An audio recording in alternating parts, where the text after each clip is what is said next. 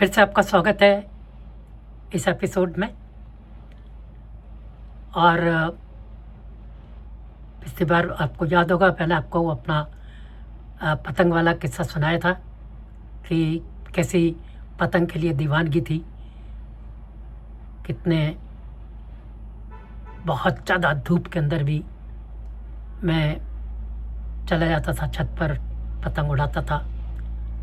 और ऐसे ही एक दिन इतना मना करने के बाद भी जब मैं तपती धूप में ऊपर छत पर चला गया तो कैसे पकड़ा गया। आज मैं पतंग से जुड़ा ही आपको एक ऐसा किस्सा सुनाने जा रहा हूँ जिसकी जो रहस्यात्मकता है वो मुझे आज तक अचंभित करती है। तो मैंने आपको ये तो बताया था कि छत्ता वाला घर था, पतंगें हर दिन कई पतंगे कट के आती थी, कई बार तो 3-4 पतंगे कट के आ जाती थी। और इसलिए मुझे ज़्यादातर पतंगे खरीद कर बाज़ार से नहीं लाना पड़ता था। लेकिन मुझे अब तक वो दिन याद है। वही दिन तो गर्मियों के ही थे, छुट्टियों के। और वो उस दिन कोई भी पतंग कट करके ना तो हमारी छत पर आई, कितनी छतें थीं उनमें किसी छत पर नहीं आई। और आसपास की जो छतें थी जहाँ से मैं कूद करके भी पतंग उठा के ले आता था, वहाँ पर भी कोई पतंग नहीं आई। और मैं खड़ा खड़ा देखता रहा कि एक तो आएगी, लेकिन नहीं आई। और पैसे मांगे पतंग के लिए तो मिले नहीं। बोले अभी 2 दिन पहले ही दिए थे। ऐसे थोड़ी कि हर दिन तुझे पतंग के लिए पैसे देते रहेंगे। तो बात उनकी भी सही थी। अब मैं चुपचाप छत पर चला गया। शाम हो गई थी, आसमान में रंग बिरंगी पतंगें उड़ रही थीं। चारों तरफ हमारे घर के आसपास जितने भी घर थे सब लोग पतंग उड़ा रहे थे और मेरे पास पतंग नहीं थी। मुझे अब तक याद है, मैं सबसे ऊपर की छत पर डॉली से लग कर के खड़ा हुआ था, पतंगों का नज़ारा देख रहा था और लग रहा था काश एक पतंग मुझे मिल जाए। लेकिन पता नहीं उस दिन क्या हुआ कि पतंग कट करके आई ही नहीं हाथ में। मैं बहुत ही निराश हुआ। और मुझे अब तक याद है कि लगभग जब शाम गहराने लगी, थोड़ी देर में मुझे लगा कि बस अब पतंगें उड़ना बंद हो जाएंगी। तब मुझे लगा हे भगवान, अब तो मुझे एक पतंग दे दो। और मैं आपको सच बता रहा हूँ, मैंने मन से भगवान से ये प्रार्थना की कि हे भगवान, मुझे, आप तो भगवान हो, मुझे एक पतंग नहीं दे सकते।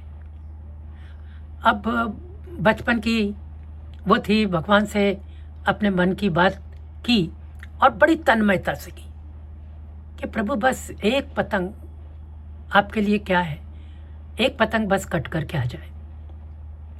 लेकिन मुझे लगता है कि भगवान ने नहीं सुनी। शाम बिल्कुल गहरा गई।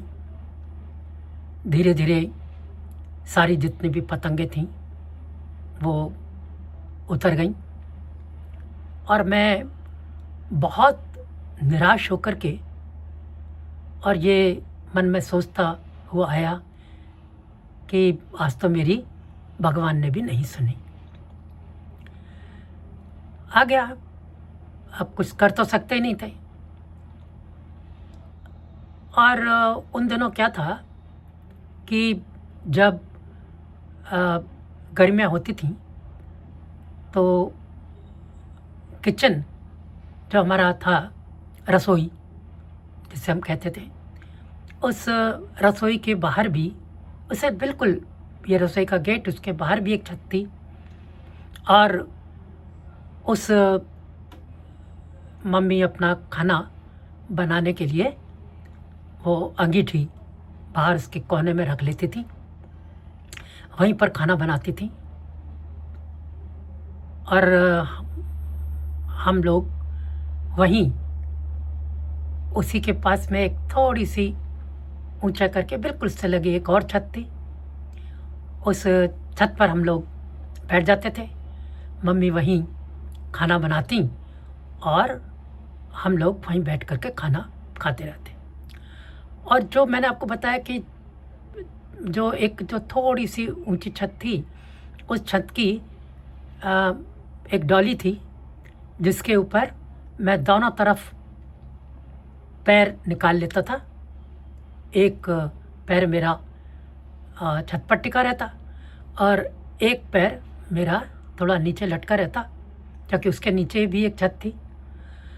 और वहीं पर बैठ करके, क्योंकि उस समय थोड़ा शाम को थोड़ा अच्छा मौसम हो जाता, तो वहाँ बैठ करके खाना खाता उस डॉली पर।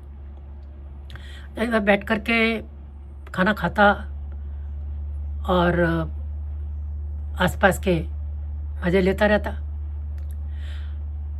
उस दिन मेरे दिमाग में ये बात जो घूम रही थी कि आज कोई भी पतंग तो आई नहीं, तो मैं फिर इसको भूल गया। कहा जाने दो, बहुत देर तक तो घूमती रही वो बात, क्योंकि मैंने कहा जाने दो। आपको सच बताऊं, अंधेरा हो गया था, क्योंकि पतंगें तो पहले ही उतर चुकी थी। खाना हम लोग खा रहे थे, मैं उस ट्रॉली पर बैठा हुआ खाना खा रहा था कि अचानक ऐसा लगा जैसे मेरे कान के पास कोई बड़ा सा मच्छर आया है। तो मैंने फटाक से उसको मच्छर भगाने के लिए कान के पास अपना हाथ ले गया, और जैसे मैं अपना कान के पास हाथ ले गया तो मैंने देखा कि वो तो एक डोर है किसी पतंग की। मैंने कहा अरे ये क्या? मैंने क्या किया कि खाना छोड़ करके और वो डोर पकड़ ली, और डोर मेरे हाथ में है और ऐसा लग रहा है कि डोर में काफ़ी तनाव है कि कोई ना कोई पतंग उससे जुड़ी हुई है। मुझे अब तक याद है वो कि मैं वो डोर पकड़ने के बाद मैं वो डोर खींचता रहा और डोर ख़त्म ही नहीं हो। मैंने इसको क्या किया, छत पे घूम घूम करके उसको डोर को डालता रहा और वो डोर ख़त्म ना हो। काफ़ी देर बाद उससे एक बहुत बड़ी पतंग, मतलब मैं तो ज़्यादातर छोटी मीडियम साइज़ की पतंग उड़ाता था, वो एक बड़ी पतंग वो उससे खींची हुई चली आ रही है। मैं हतप्रभ था कि वो पतंग मैं खींचता रहा, मेरे हाथ में वो पतंग आ गई। मम्मी तो वहाँ से बोल रही थी बार बार कि तू खाना क्या छोड़ रहा है, पतंग ये क्या कर रहा है? मैंने कहा कुछ नहीं, आप देखो क्या हो रहा है। और वो पतंग वाकई मेरे हाथ में थी।